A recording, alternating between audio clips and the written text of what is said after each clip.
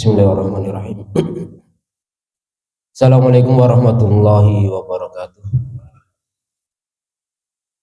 Innal hamdalillah nahmaduhu wa nasta'inuhu wa nastaghfiruh wa natubu ilaih wa na'udzu billahi min syururi anfusina wa min sayyiati a'malina. May yahdihillahu fala mudilla lahu wa may yudlil fala hadiyalah wa asyhadu an la ilaha illallah wahdahu la syarika lah wa asyhadu anna Muhammadan abduhu wa rasuluhu la nabiyya wa la rasula ba'dah. Ya ayyuhalladzina amanu taqullaha wa qulu qawlan sadida yusri lakum a'malakum wa yaghfir lakum dzunubakum wa may yuti'illaha wa rasulahu faqad faza fawzan 'azima. Allahumma shalli wa sallim wa barik ala nabiyyina wa habibina wa rasulina wa sayyidina Muhammad sallallahu alaihi wasallam wa man tabi'ahum bi ihsanin ila yaumiddin tsumma amma ba'du. Hadirin jamaah sekalian yang mudah-mudahan dirahmati Allah Subhanahu wa taala, alhamdulillah senang dan bahagia sekali bisa kembali berjumpa dengan para jamaah sekalian ya.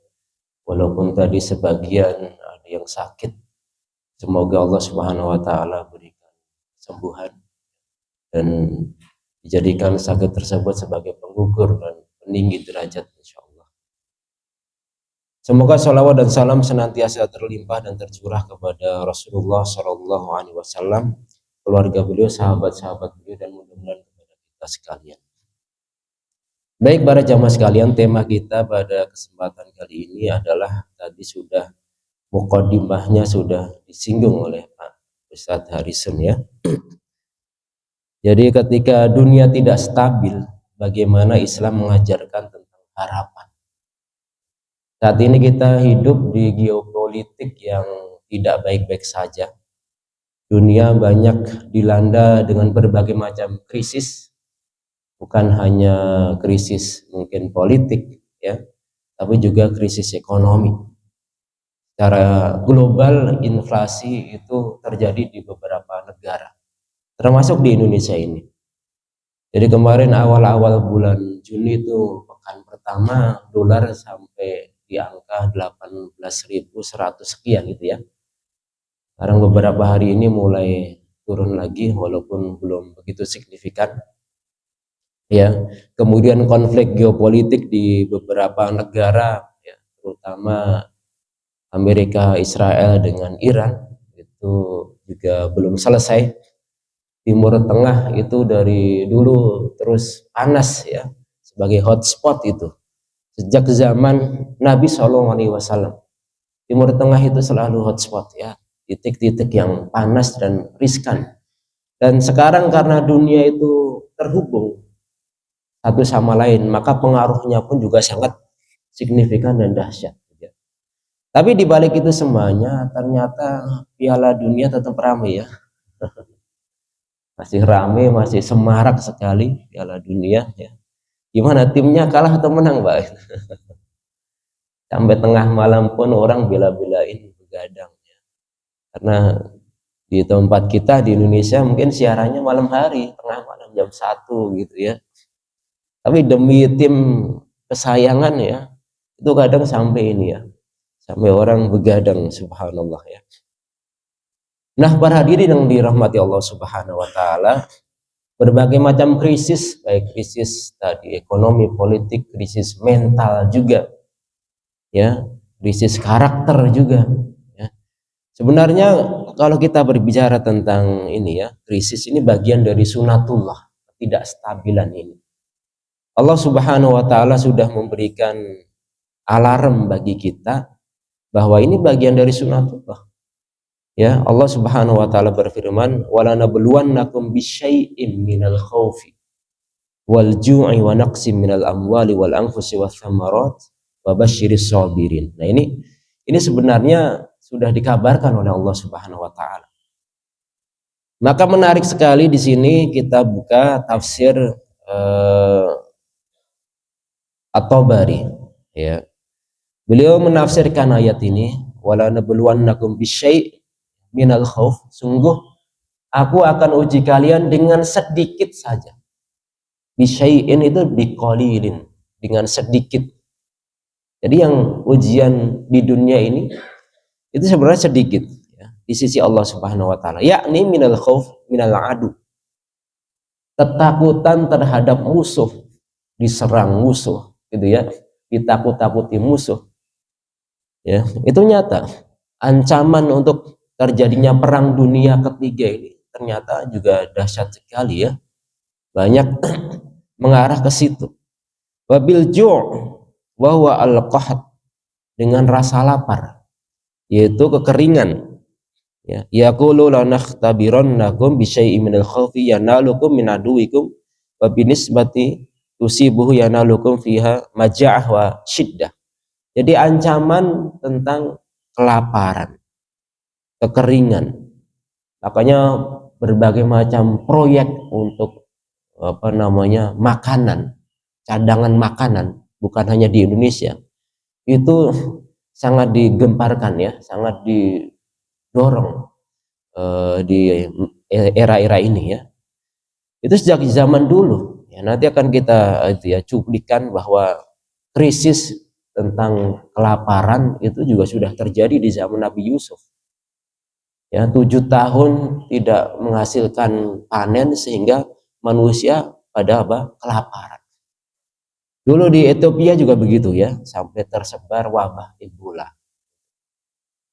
Wa tata'azzar al-matalib alaikum fatanqusu lidzalika amwalukum, sehingga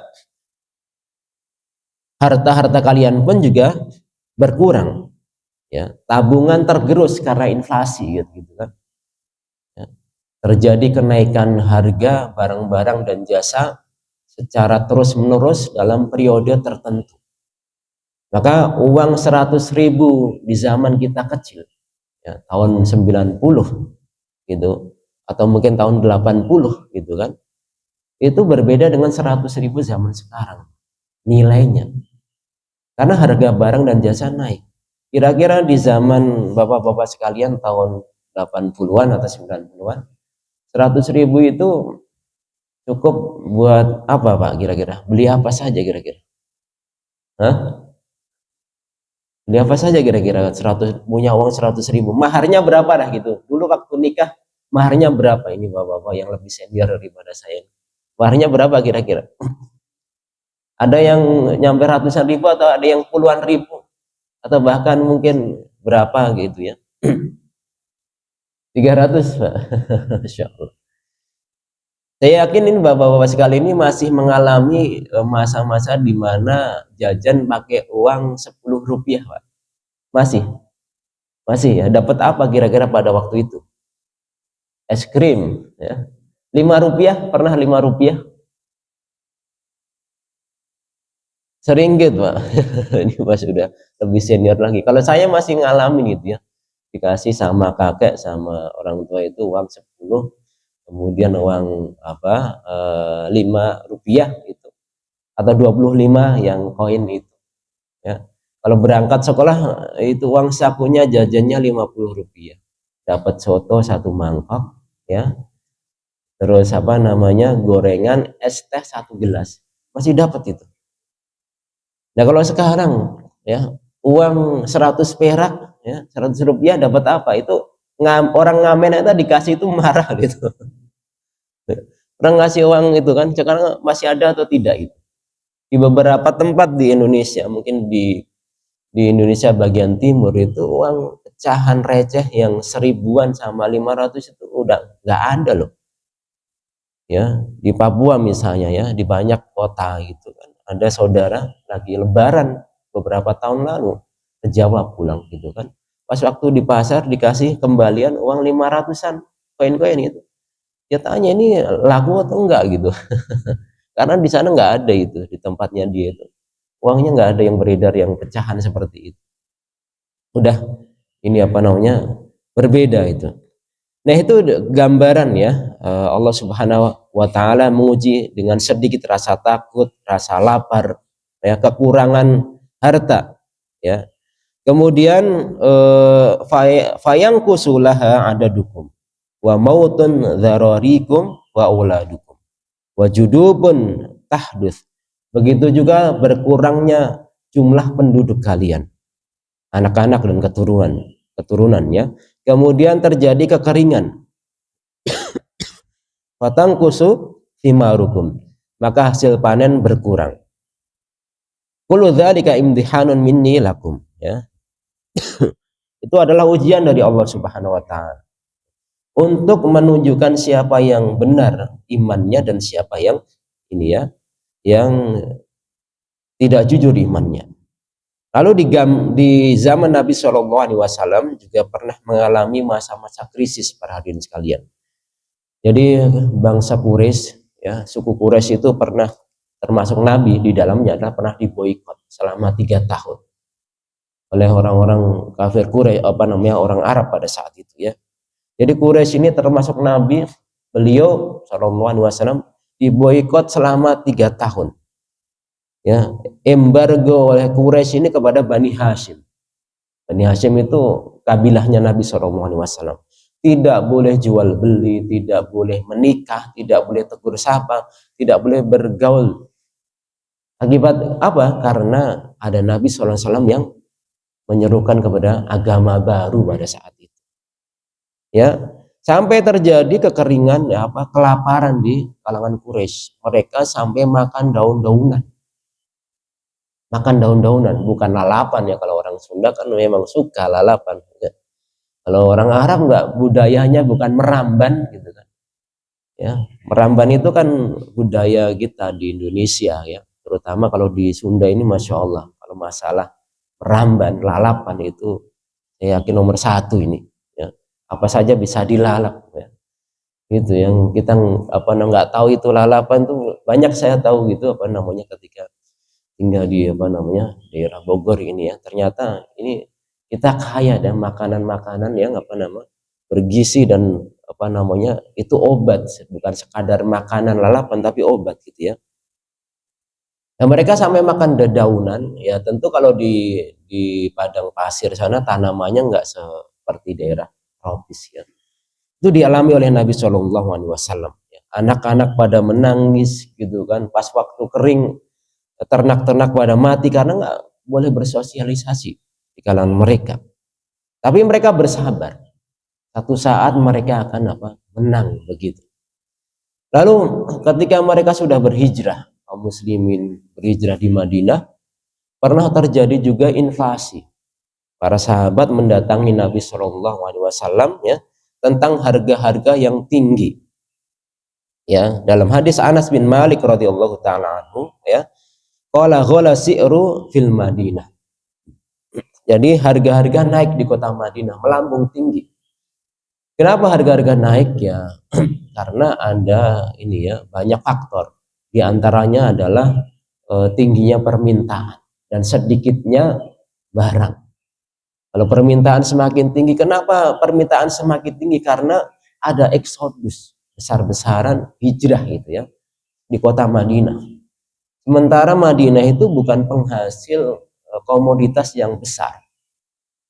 Ya makanya terjadi krisis air. Ya kan? Sampai Utsman bin Affan radhiyallahu taala anhu itu membebaskan Bi'run Ma'unah. Membeli sumur miliknya orang Yahudi. Gitu kan? Barang-barang naik pada saat itu. Ghala. Ya. Seperti zaman sekarang, inflasi. Jadi inflasi itu dalam teori ekonomi kan ada yang rendah, ada yang merayap, ada yang sedang, ada yang hyper. Ya, kalau inflasi secara alami seperti ini, maka nanti Nabi memberikan solusi. Ya. Ada yang terjadi memang secara alami, gitu kan? Artinya itu natural karena banyak permintaan, sedikitnya barang ya otomatis kalau kelangkaan seperti ini ya kan menjadikan harga naik, gitu kan? Maka beliau mendatangi Nabi Shallallahu Alaihi Wasallam. Faqalan nas ya Rasulullah khalasiru fasair lana. Maka tetapkan harga. Kenapa nggak dipatok aja harganya? Ya, kan bagus gitu kan. Rakyat para pembeli bisa dapat untung gitu. Tapi masalahnya kalau itu inflasi alami ya, pembeli memang untung tapi pedagangnya rugi nanti. Karena harga produksinya produsennya naik gitu kan, harga transportasinya mungkin akomodasinya juga naik. Maka faqala Rasulullah sallallahu alaihi wasallam, innallah wal musair.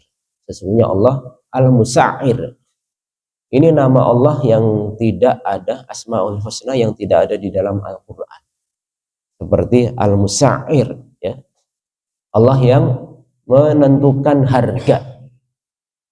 Ya. Begitu juga Allah Asy-Syafi, itu nama Allah yang tidak ada di dalam Al-Quran.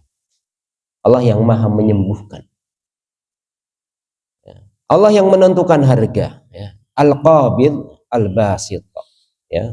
Yang menyempitkan, yang melapangkan seseorang. Ar-Razzaq, yang maha memberi rezeki. Wa inni la arju an alqiyallahu ta'ala wa laysa ahadun minkum yatlubuni bimadzlamah. Aku tidak ingin berjumpa dengan Allah sedangkan kalian menuntut, ada di antara kalian yang menuntut kezaliman kepadaku gara-gara apa? Ditetapkan, dipatok harganya. Ya, artinya ini kan mekanisme pasar gitu kan. Bicara di sini bicara tentang mekanisme harga yang menjadi pembahasan menarik di dalam ilmu ekonomi kan, baik ekonomi Islam maupun ekonomi konvensional gitu kan. Dalam kondisi yang normal itu memang dibiarkan supply and demand aja gitu kan. Biarkan itu ketemu sendiri. Sebab kalau dipatok, kasihan nanti pedagangnya. Dia nggak dapat untung, dia rugi, ya kan? Nah, fungsinya kalau di dalam Islam ada fungsi hisbah. Kalau di dalam teorinya Adam Smith dalam bukunya The Wealth of Nation yang ada teori namanya invisible hand. Nanti akan ada tangan-tangan yang tidak terlihat yang akan bekerja yang membuat harga itu turun. Tapi teori ini ya tentunya sudah jauh di dalam Islam ya. Invisible hand tidak mengakui bahwa itu adalah perbuatan Allah Subhanahu wa taala. Inilah salah satu dosanya Adam Smith gitu ya. Tidak mengakui karena memang bukan muslim. Tidak mengakui bahwa itu semuanya adalah atas kehendak Allah Subhanahu wa taala. Ya, tapi di dalam Islam itu semuanya adalah kehendak Allah. Nanti akan ada mekanisme tangan yang tidak terlihat yang Allah gerakan yang akan mendatangkan barang produksi, akan memproduksi barang. Misal ya di perumahan ini misalnya kebutuhan beras naik karena banyak orang-orang yang membeli rumah tinggal di situ, jumlah penduduknya semakin meningkat sehingga kebutuhan barang pokok naik, sementara stoknya akan sedikit, menipis. Nah, karena menipis pasti harganya naik kan ya. Nah, kalau kebutuhan tidak bisa dicegah ya pasti akan ada nanti pemasok dari luar. Kalau pemerintah tidak turun tangan menstabilkan harga. Nah, kalau itu terjadi bukan karena alami, tapi ada orang-orang yang menimbun barang ya, fungsinya hisbah. Hisbah itu pemerintah boleh menetapkan harga ya, kemudian mengeluarkan stok pasokan cadangan barang-barang. Mekanisme seperti itu. Tapi hadis ini memberikan informasi ya bahwasanya inflasi itu sudah ada sejak zaman dahulu dan ini fenomena ekonomi yang memang ada di setiap tempat. Hanya saja kalau terjadi secara terus-menerus ya, kemudian dalam kurun waktu yang panjang ini akan berbahaya. Sebab daya beli masyarakat akan turun. Dan biasanya disebabkan karena komoditas utama dunia seperti minyak. Ya, Indonesia ini walaupun negara penghasil minyak tapi kan tidak seperti negara-negara Timur Tengah atau Amerika sana yang minyak di sana harganya lebih murah daripada air gitu ya. Saudi misalnya 1 liternya itu lebih murah daripada 1 botol air mineral gitu ya. Di Iran misalnya mungkin hanya angka 600-700 per liter, di saat kita per liternya sampai puluhan bahkan belasan ribu gitu ya. Nah, itu karena harga barang-barang naik, ya akhirnya juga ikut naik. Ya. Kemudian para hadirin sekalian ya, ada juga krisis. Mohon maaf ini ada batuk. Amur Ramadah, ya. Jadi tahun Ramadah. Saya mohon izin minum dulu.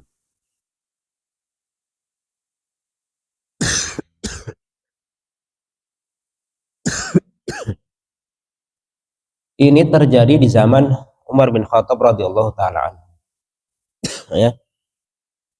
Tepatnya di tahun 18 Hijriah, tahun 639, ya. Ini dahsyat sekali, ya. Padahal pemimpinnya pada saat itu Umar bin Khattab. Umar bin Khattab seorang pemimpin. Kadang kan kita gampang nyalahin pemimpin gitu. Sebenarnya krisis itu bukan hanya faktor siapa yang memimpin gitu ya, tapi juga siapa yang dipimpin juga gitu ya. Ini di zaman Umar bin Khattab radhiyallahu taala anhu pernah ditulis ya oleh para ahli sejarah, namanya Amur Ramadan, tahun kekeringan paceklik yang panjang, di 18 Hijriah. Ada buku menarik ya, diterjemahkan di dalam bahasa Indonesia, judulnya Fikih Ekonomi Umar bin Khattab, ya, disertasi yang ditulis oleh Dr. Jaribah Al-Harithi, ya. Di situ dipotret bagaimana tahun kekeringan paceklik ini pemimpinnya sekali Umar bin Khattab radhiyallahu taala, ya. Tapi terjadi paceklik ya, yang sangat panjang sampai pada saat itu produksi pangan sangat menipis, ya kan? Kemudian masyarakat tidak menghasilkan panen, ternaknya pada mati, tanah-tanahnya seperti abu-abu, seperti debu. Makanya disebut Amur Ramadan, tahun kekeringan hitam. Banyak rakyat yang memakan ini jarbu. Jarbu itu sejenis tikus, Pak. Jadi mereka berburu tikus-tikus.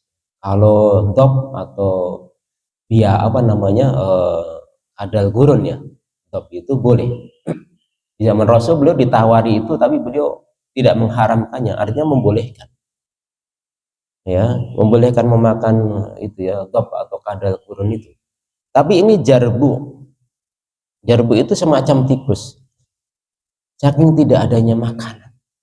Lalu apa strategi Umar bin Khattab radhiyallahu taala anhu? Beliau mengimpor makanan dari Mesir, dari Syam, dari Suriah juga. Ya. Saat itu mengirim kepada gubernur-gubernurnya untuk mendatangkan pasokan makanan ya dari Syam. Ya. Sampai akhirnya ya makanan stabil pada saat itu. Ya. Kemudian kondisi ini menjadikan Umar bin Khattab radhiyallahu taala anhu merasa sedih. Amur Ramadan ini kekeringan hebat 9 bulan, hujan tidak turun, ya. Kemudian pernah terjadi wabah juga. Pernah terjadi wabah di Syam itu namanya Ta'un Amwas, di kota Amwas di Suriah. Ya, kota itu wabah ini menyebar, kemudian menyerang hampir setengah penduduk Syam pada saat itu meninggal dunia. Sekitar 25.000 sampai 30.000 itu meninggal dunia. Sahabat-sahabat yang tugas di situ, termasuk Abu Ubaidah bin Jarrah, itu meninggal karena ta'un, wabah yang sangat dahsyat menyebar. Ketika Umar bin Khattab ingin datang ke kota ini ya, ke Syam, dilarang, jangan masuk. Kayak kata Nabi SAW, kalau ada satu wabah di satu di satu kota atau satu negeri, jangan masuk dan jangan keluar. Artinya orang luar jangan masuk, orang dalam jangan keluar. Ini yang disebut oleh zaman sekarang sebagai apa?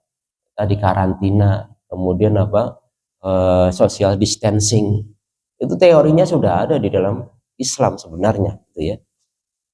Belum lagi peperangan Badar, Uhud, ya, perang Khandaq, itu konstelasi politik yang dahsyat ya, sehingga krisis ya, tidak stabil dunia pada saat itu. Nah, bagaimana Islam memberikan harapan para dini yang dirahmati Allah Subhanahu wa taala? Ya. Yang pertama, kita harus memahami konsep dunia itu sendiri. Biar kita tidak terlalu berkecil dan bersedih hati ketika dunia itu Allah ambil dari kita. Ya, yang pertama adalah bagaimana harapan itu bisa tumbuh, bisa muncul. Kita dudukkan dunia. Dunia itu memang darul ibtila, darul imtihan. tempat ujian. Dan bagaimana kita memandang terhadap dunia, maka sejauh itu kita juga akan berpikir lapang juga. Ya, seperti misalnya memandang bahwa kegagalan itu bukan lawan dari keberhasilan atau kesuksesan. Tapi ketika seseorang memandang kegagalan itu adalah proses keberhasilan, itu berbeda dengan mereka yang memandang bahwa kegagalan itu adalah lawan dari kesuksesan. Ketika dia tidak sukses atau dia gagal, berarti dia udah deh, habis, selesai. Tapi orang yang memandang bahwa kegagalan itu adalah proses menuju kesuksesan, dia akan cepat bangkit, gitu ya. Ketika sakit misalnya, ketika Allah Subhanahu Wa Taala takdirkan kita sakit, kan nggak ada orang yang ingin sakit, ya, sakit dengan apapun jenisnya. Ketika kita memandang bahwa itu adalah cara Allah, kelembutan Allah kepada kita, agar kita berintrospeksi, ya, mungkin di balik itu ada kebaikan yang kita belum tahu, kan? Mungkin untuk menguji kesabaran kita dan lain sebagainya. Insya Allah cara pandang itu akan mempengaruhi sikap kita. Nah, begitu juga Allah memberikan cara pandang dunia itu rendah. Dunia itu fana. Begitu di dalam Al-Quran. Dunia itu la ta'dilu janaha ba'udah. Dunia tidak sebanding dengan sayap nyamuk. Tidak sebanding dengan sayap nyamuk. Seandainya dunia di sisi Allah itu sebanding dengan sayap nyamuk, maka orang kafir tidak diberikan walaupun seteguk air. Begitu ya, tidak diberikan walaupun seteguk air. Saking tidak berharganya, maka diberikan dunia kepada orang-orang kafir, bahkan dilebihkan. Gitu ya. Ya itu ya. Makanya ya, harapan itu akan muncul ketika kita memandang dunia. Kalau Allah takdirkan kekurangan dunia, ya sudah. Kita mengharap mudah-mudahan itu kebaikan juga, ya, tanpa kita inginkan, gitu ya. Kemudian ada beberapa hal, ya, yang bisa menjadi ini ya, seorang muslim optimis, ya. Karena dilarang seorang muslim itu berputus asa apapun kondisinya, sesulit apapun ekonominya. Ya, pertama yaitu memperbanyak ibadah. Apa kaitannya dengan misalnya dengan kondisi inflasi dan susah, ekonomi politik yang tidak stabil? Ya, ada kaitannya erat, Pak. Ya. Kata Nabi SAW, al ibadatu fil harji kahijratun ilayya. Ibadah di zaman banyak fitnah, kekacauan, peperangan, pembunuhan, itu pahalanya seperti hijrah bersama Nabi. Pahalanya seperti hijrah. Kan nggak kebayang, muhajirin itu luar biasa. Ya, pahalanya dijamin surga mereka yang berhijrah itu. Ya, diampuni radhiyallahu anhu wa radu'an, diridhoi. Ya. Maka perbanyak ibadah ini untuk kesehatan mental. Kesehatan mental di zaman seperti ini adalah caranya adalah dengan memperbanyak ibadah, menyibukkan dengan ibadah, dan niatkan kerja kita dengan untuk ibadah. Kemudian memperbanyak zikir. Ayatnya kan jelas, ala bi dzikrillahi tatmainnul qulub. Yaitu dengan berzikir kepada Allah, hati akan apa? Tenang, tumakninah. Kenapa Allah tidak katakan kalau kalian berzikir solusinya akan beres, masalahnya akan beres? Ada mekanismenya, Pak. Ya, kalau dalam ilmu psikologi kan yang strategi terbaik salah satunya untuk menghadapi musibah atau masalah adalah ketenangan hati. Kalau hati sudah tenang, insya Allah masalah beres. Ya, kalau hatinya tenang, insya Allah masalah itu setidaknya setengahnya sudah dikuasai. Nah, ketenangan hati itu muncul dengan banyak berzikir. Ya, makanya Allah tidak katakan kalau kalian berzikir nanti urusannya langsung beres, akan hilang, enggak. Tapi ada lewat apa? Tadi dengan kata, kalau hatinya sudah tenang, pikirannya juga tenang, ya, orang akan menghadapi masalah itu dengan penuh bijaksana. Tapi itu apa? Harus dibiasakan zikir. Ya, zikir ba'da sholat ataupun zikir yang sifatnya umum. Kita pergi ke kantor gitu kan, daripada mungkin ngalamun ya sambil nyetir, mungkin ini ya nggak ada teman ngobrol di mobil atau di motor, udah perbanyak zikir ya. Ada kalimat zikir yang diajarkan Nabi yang timbangannya itu memenuhi langit dan bumi. Subhanallah walhamdulillah wala ilaha illallah Allahu akbar. Itu kalau diucapkan timbangan kebaikan memenuhi langit dan bumi. Kalau mau ditambah lagi subhanallah walhamdulillah wala ilaha illallah Allahu akbar, astagfirullah wa atubu ilaih ya. Kemudian baca salat wa sallallahu ala nabiyyina Muhammad ya. Hasbunallah wa ni'mal wakil wala haula wala quwata illa billah. 8 kalimat zikir ini kalau kita biasakan insyaallah ya, hidup kita akan dimudahkan ya. Subhanallah walhamdulillah wala ilaha illallah Allahu akbar, astaghfirullah wa atubu ilaih, sallallahu ala nabiyyina Muhammad wala haula wala quwata illa billah, hasbunallah wa ni'mal wakil. Kan kalimat-kalimat luar biasa semua ini. Kalau kita kumpulkan dalam satu ya zikir kita baca ya sebanyak-banyaknya, insya Allah waktu kita akan berkah ya. Waktu kita akan apa? Berkah. Pergi dan ini ya, walaupun mungkin banyak habis di jalan, tapi itu bukan sia-sia. Kan ada orang yang apa namanya waktunya kebanyakan di jalan, berangkat dan pulang kerja ya, atau di luar rumah. Tapi setidaknya di jalan itu ya kita mendulang pahala gitu ya, mendulang pahala dengan berzikir. Amalan yang ringan tapi pahalanya besar gitu. Lalu membaca Al-Qur'an ya. Biasakan Pak, di situasi seperti ini memperbanyak membaca Al-Qur'an. Bukan sekadar dibaca ya. Al-Qur'an itu memberikan rambu-rambu yang luar biasa. Ya. Memberikan petunjuk hidup di saat apapun, ada petunjuknya. Di saat senang, saat bahagia, saat sedih, saat krisis ya, menuntun kita untuk berbuat yang lebih bijak. Lalu memperbanyak sholat Pak, itu ya, memperbanyak sholat. Mobil khusus sholat, misalnya sholat sunnah. Kalau sholat wajib kan sudah paket ya, bapak-bapak sekalian, sudah paket. Yang penting sholat sunnah. Sholat sunnah apa? Seperti sholat duha, sedekah setiap ruas tulang tubuh kita, 360 ruas tulang persendian. Itu cukup dengan 2 rakaat sholat duha. Ya, sholatul awabin namanya. Ya, sholatul awabin kata Nabi SAW. Sholat duha itu disebut sholatul awabin. Sholatnya orang-orang yang kembali, yang bertobat. Kenapa disebut sholatul awabin? Karena di waktu duha itu rata-rata manusia lalai dengan pekerjaan. Ya kan, kalau kita waktu duha rata-rata kita sibuk, waktu produktif kan itu ya. Makanya kalau bisa menyempatkan diri untuk sholat duha, waktu istirahat gitu ya, itu bagus. Mungkin kalau di kantor nggak ada aturan ya, untuk dilarang misalnya sholat sunnah seperti itu, ya, atau dapat izin atau bebas gitu, silakan sholat duha.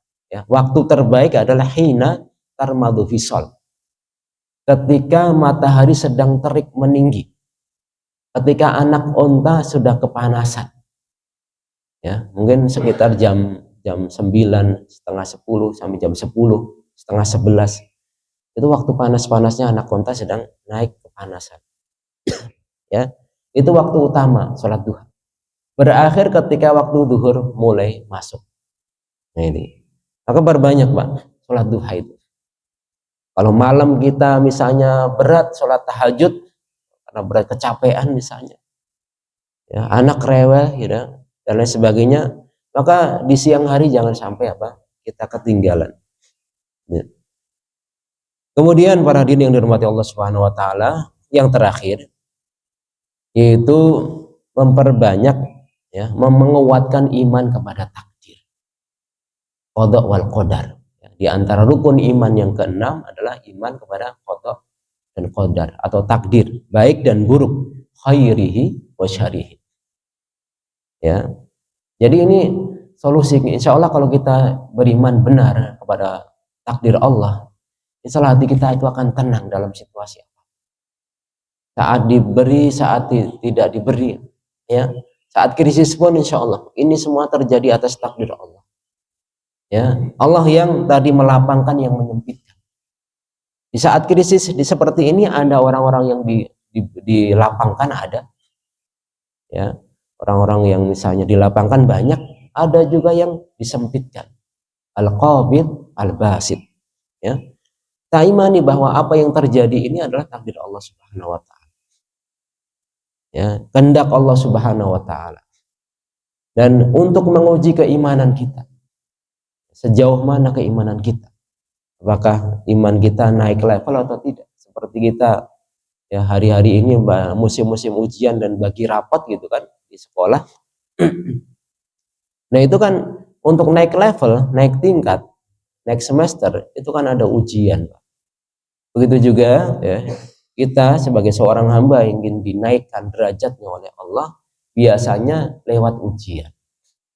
Iya, biasanya lewat ujian. Entah ujian dalam hartanya, dalam rumah tangganya, dalam pekerjaannya. Biasanya lewat ujian atau dalam ekonominya. Nah ini para hadirin yang dirahmati Allah Subhanahu wa Ta'ala, beberapa hal atau poin ya untuk menjadikan kesehatan spiritual hati kita tetap sehat ya sebagai seorang muslim di tengah krisis ya. Tentu ya semua itu diperkuat dengan tawakal. Tawakal itu bukan ini ya, tidak mengambil sebab, pasrah, tidak mengambil sebab, bukan. Tapi tawakal itu adalah menyempurnakan sebab kemudian menyerahkan hasilnya kepada Allah Subhanahu wa Ta'ala. Ya, seperti seekor burung yang terbang di pagi hari dalam kondisi lapar, lalu pulang sore hari dalam kondisi yang sudah ini ya, sudah kekenyangan, sudah penuh. Taghdu himasan wa taruhu bitonan, gitu ya. Dalam perutnya kosong di pagi hari, sore hari pulang dalam kondisi yang sudah ini. Itu tawakalnya burung, Mbak. Jadi intinya mereka bekerja, mereka keluar mencari rezeki Allah Subhanahu wa Ta'ala. Ya, baik ya, waktunya sudah habis insyaallah, yaitu ya. Jadi tawakal seorang muslim hendaknya seperti tawakalnya burung begitu ya. Jadi bekerja semaksimal mungkin, pasrahkan hasilnya kepada Allah Subhanahu wa Ta'ala. Allah Ta'ala alam, ini yang bisa disampaikan pada kesempatan kali ini. Mudah-mudahan bisa bermanfaat ya. Semoga Allah Subhanahu wa Ta'ala melapangkan rezeki kita semuanya, berikan kemudahan, kelapangan, dan ditambahkan ya kesehatan dan kebahagiaan, panjang umur di dalam ketaatan insyaallah Ta'ala. Barangkali ini para hadirin yang dirahmati Allah Subhanahu wa Ta'ala yang bisa disampaikan. Mohon maaf apabila banyak kekurangan. Barangkali ada juga mungkin pertanyaan atau tambahan atau saran, kritik, silahkan ya. Silahkan Pak. Jadi baik ya, jadi betul ya, inflasi kalau di bawah 10% itu mungkin masih ini aman ya, artinya itu masih rendah gitu. Tapi kalau sampai 20 sampai 30 sudah menengah ini. Apalagi kalau lebih dari 100%. Betul tadi Pak ya, di 3 sektor ini memang luar biasa, inflasinya memang cukup tinggi ya. Jadi kesehatan, pendidikan, dan perumahan. Kita benar-benar merasakan ya sektor inflasi di ini ya. Nah kalau ini ya, kalau misalnya tadi di dalam Islam itu bagaimana mengatasi seperti ini, makanya ada hisbah sebenarnya. Ada konsep hisbah, ada mekanisme campur tangan pemerintah di dalam sektor-sektor pasar, termasuk ya 3 hal ini. Ya, di peran pemerintah itu dalam konsep Islam ada peran hisbah. Hisbah itu adalah sebuah mekanisme yang dilakukan oleh pemerintah atau negara untuk turun tangan ya, mengatasi sektor-sektor tertentu yang itu ya, sangat vital di masyarakat, seperti tadi pendidikan ya, kemudian kesehatan, kemudian perumahan. Kalau pendidikan dan kesehatan ini idealnya bukan dibisniskan ya. Kalau di dalam konsep Islam itu idealnya tidak dibisniskan. Akhirnya bukan jadi sektor bisnis yang sangat menggiurkan seperti zaman sekarang. Kan pendidikan itu ini ya, sekarang kita pengen akses pendidikan yang baik, tapi orang-orang yang ekonominya rendah padahal punya kemampuan itu nggak dapat akses. Ya, banyak yang mereka yang bayar mahal ya, sampai uang UKT-nya pun itu kan ada rate-nya kan. Ada banyak santri-santri kita yang misalnya itu potensinya bagus tapi terkendala biaya. Sudah masuk itu sudah masuk di kampus-kampus negeri yang bagus, cuma pas melihat UKT-nya segini akhirnya orang tuanya mundur. Ya, mundur, nggak sanggup, sanggup. Ya, anak saya akhirnya nggak kuliah di situ, mungkin di tempat yang lain. Atau kita pengen menyolahkan sekolah Islam yang bagus, ya kebanyakan swasta. Ya, kalau di swasta itu nggak ada subsidi dari pemerintah, ya rata-rata biaya biaya uang bulanannya, uang masuknya itu tinggi sekali. Ya, melebihi biaya kuliah. Kita nyokolahin anak di pondok pesantren yang SMP SMA itu melebihi anak kita kuliah. Melebihi itu uang jajannya, uang pangkalnya gitu kan. Melebihi ya sekolah kuliah di swasta maksudnya, ya di prodi-prodi keagamaan. Nah, bagaimana Islam itu ini ya? Jadi sisi ini harusnya tidak dijadikan sektor bisnis. Pemerintah harus harus turun tangan dan harus menghandle. Ya, kalau misalnya terjadi inflasi yang tinggi seperti itu, termasuknya ya menengah atau bahkan tinggi seperti itu. Ya, tiga ini pemerintah turun tangan ya. Kalau dalam konsep Islam dulu itu memaksimalkan yang namanya ya dengan kebijakan fiskal itu zakat, infak, sedekah. Kalau ghanimah kan nggak ada ya, sekarang kan bentuknya ekspansi gitu ya. Yang ada ghanimah itu Amerika. Karena Amerika yang invasi, Pak. Negara-negara barat itu memang terkenal, negara zaman dulu itu menjajah. Mentalnya begitu. Ya, nggak seperti negara-negara di Asia ya. Jarang ya seperti negara mentalnya sangat dominan dan menguasai kemudian mengeruk gitu kan. Kan nggak ada gitu. Jarang di negara-negara Asia. Yang mereka yang ngambil itu ya dari daerah negara-negara yang dikuasai, emasnya, minyaknya. Kalau ada yang macam-macam nggak mau tunduk, ya diperangi kayak Iran gitu kan, nggak mau tunduk, diperangi gitu kan, dibombardir gitu, diembargo. Ini peran pemerintah sebenarnya ini ya, kebijakan fiskalnya ya dialokasikan untuk 3 sektor seperti ini. Ya, misalnya kalau di zaman Bani Umayyah itu membangun rumah sakit gratis yang mudah diakses oleh warga. Kalau dalam sekarang ya mungkin BPJS kan nggak sanggup ya. BPJS zaman sekarang dibiayai dari pajak ya. Pajaknya ditarik dari rakyat. Ya kan semuanya dipajekin dan mahal, hampir semua sektor itu pajak ditarik. Ya.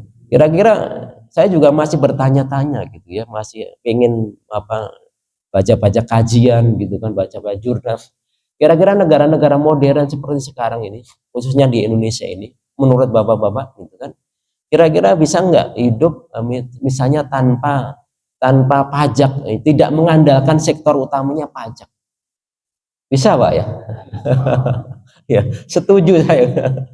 Kira-kira sektor apa yang dimaksimalkan? Pertanian gitu kan, kelautan, kehutanan, ya bisa ya itu kan. Jadi kita nggak ngambil pajak-pajak yang tinggi gitu ya. Mungkin PPN nggak ada, PPH nggak ada mungkin ya. Kan udah bayar zakat kan? Ya udah bayar zakat, kalau umat Islam udah bayar zakat gitu kan, udah nggak sama PPH gitu kan. Tapi sekarang kan double gitu kan, sudah bayar PPH gitu kan, masih bayar zakat gitu kan. Ya, mudah-mudahan kan katanya bisa diintegrasikan ya, kalau sudah bayar zakat di pemerintah itu dipotong gitu. Tapi nggak signifikan gitu kan. Ya, ini harusnya dikuasai oleh pemerintah, yang main adalah pemerintah ya. Jadi kalau diserahkan ke swasta sehingga nggak terkontrol nanti ya pendidikan itu. Atau pemerintah menyediakan ya misalnya beasiswa ya beasiswa ini ya yang berkualitas. Walaupun sekarang sudah ada itu di Indonesia banyak tapi belum merata ya. Kita kalau bicara tentang Indonesia bagian timur itu sangat jauh. Jangankan ini ya, itu infrastrukturnya sangat tidak mendukung, tidak mendukung gitu. Jadi pembangunan memang belum merata, kita akui gitu ya di negeri kita ini. Ya, jadi negara yang kaya akan nikel, ya, akan emas, akan uranium itu di daerah sana Indonesia bagian timur, tapi pendidikannya nggak maju, itu kan ironis itu. Ada apa sebenarnya gitu? Ya, ini kita juga bertanya-tanya gitu ya. Ya. Model mana yang model negara Islam mana yang misalnya pajaknya ringan tapi sejahtera? Ya, kan Saudi gitu ya, beberapa pajak nggak ada, pajak kendaraan nggak ada, gitu kan. Tapi PPN tetap ada ya. Kalau bapak-bapak sekalian beli, misalnya apa namanya di Bindawut atau di Panda atau apa itu yang di apa di supermarket di depan Masjidil Haram atau Masjid Nabawi, itu kan kita bayar ini juga ya, bayar PPN-nya lumayan tinggi di kawasan bisnis seperti itu, emang tinggi ya, ya kita bayar juga gitu. Nah itu apa sih, tiga sektor itu ada sistem hisbah ya, nanti mekanisme kebijakan fiskal yang bermain di situ ya, kebijakan fiskalnya bermain ya. Kemudian memang ya salah satu dampak dari uang fiat ya inflasi Pak. Uang fiat ya seperti sekarang itu inflasi. Itu nggak bisa di ini ya, nggak bisa di apa namanya, nggak bisa dielakkan. Kalau mau kembali kepada emas dan perak, dinar dan dirham, kira-kira untuk transaksi yang besar kita sanggup nggak? Misalnya orang pengen transaksi harganya 5 miliar gitu, mau bawa emas seberapa gitu? Emasnya seberapa kira-kira Pak? Ya, sedih. Susah ya, untuk ekspor impor kan miliaran gitu.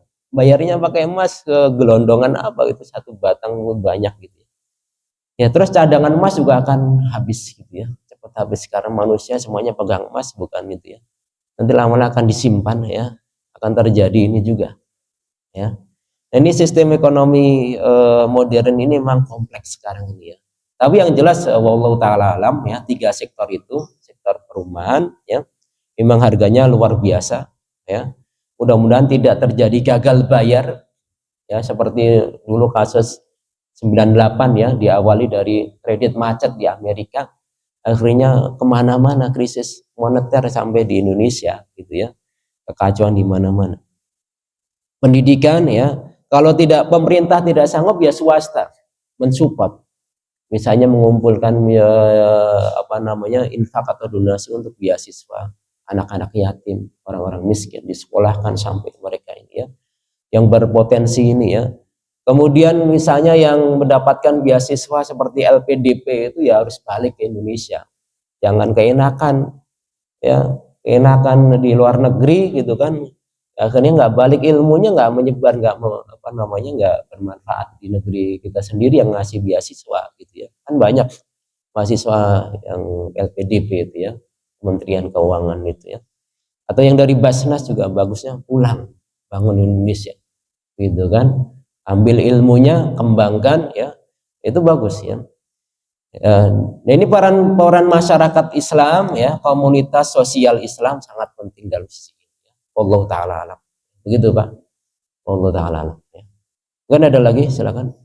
Baik Pak, jadi memang ya yang namanya tawakal itu mengambil sebab itu bukan sebab zahir saja. Jadi sebab zahir kita bekerja, kita berprofesi, ya kita berdagang ataupun kerja yang lainnya, ada sebab yang sifatnya sebab ilahiyah yang Allah berikan sebagai pembuka. Seperti istighfar tadi, fakultus takfiru rabbakum innahu kana ghaffara yursilis sama alaikum midrara wa yumdidakum bi amwal wa banin wa yaj'al lakum jannat wa yaj'al lakum anhar. Begitu kan? Itu memang janji Allah betul, ya. Jadi istighfar itu membuka kunci, kalian akan diberikan reward gitu.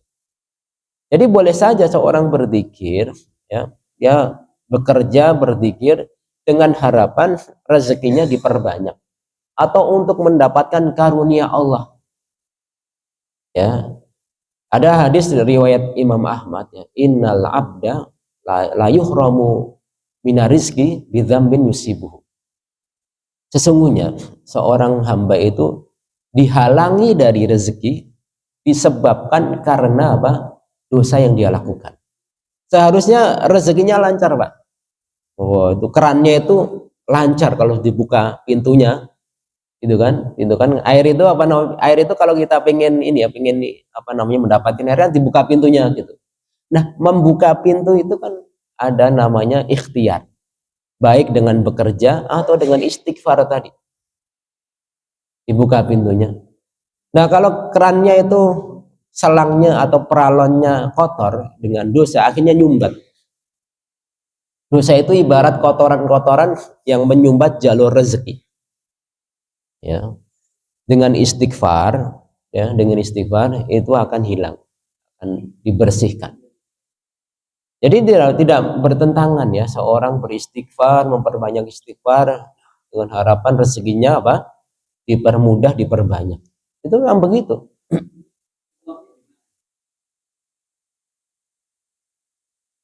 Hmm.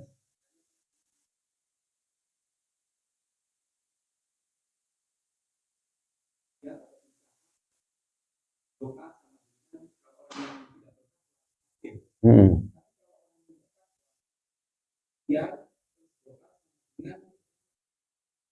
Ya.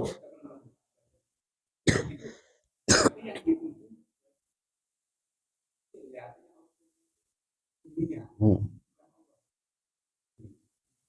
Ya, kalau memang tujuannya untuk dunia semata, ya nggak, itu kita rugi kalau itu. Nggak sesuai dengan formula itu, betul. Kalau kita tujuannya hanya mendapatkan kemudahan dunia atau harta saja, enggak.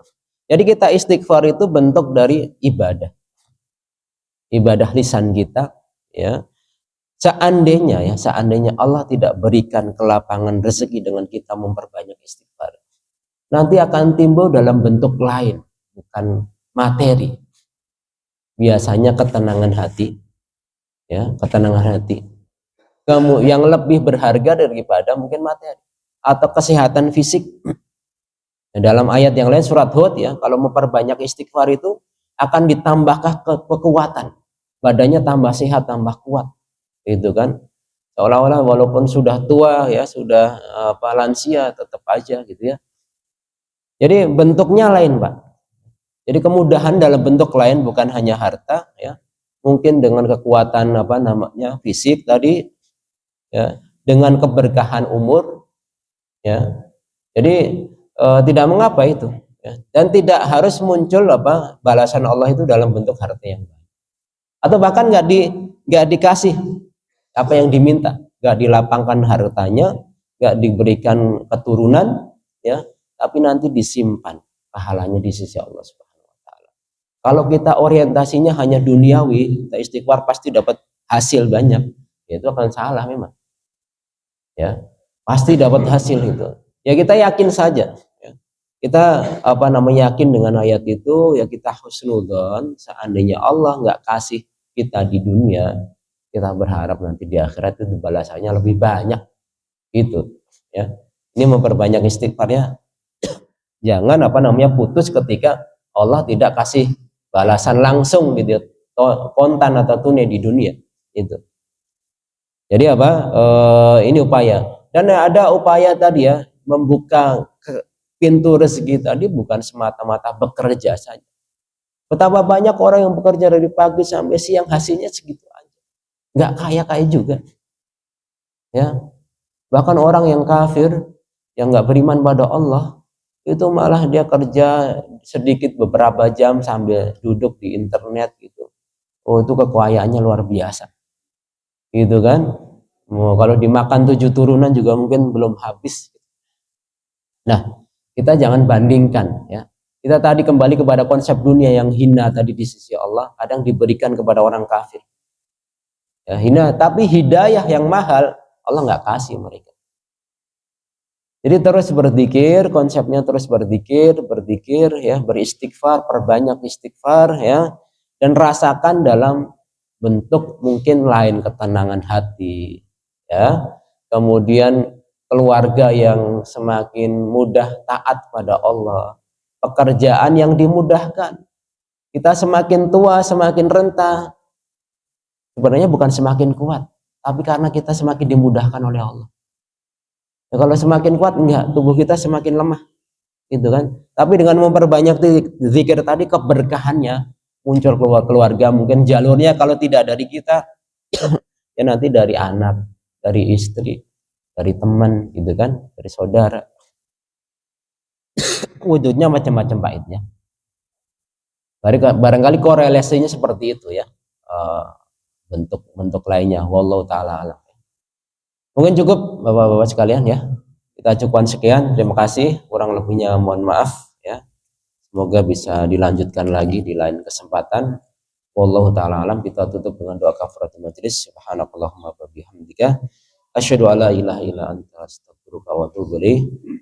Sallallahu ala nabiyyina Muhammad. Assalamualaikum warahmatullahi wabarakatuh.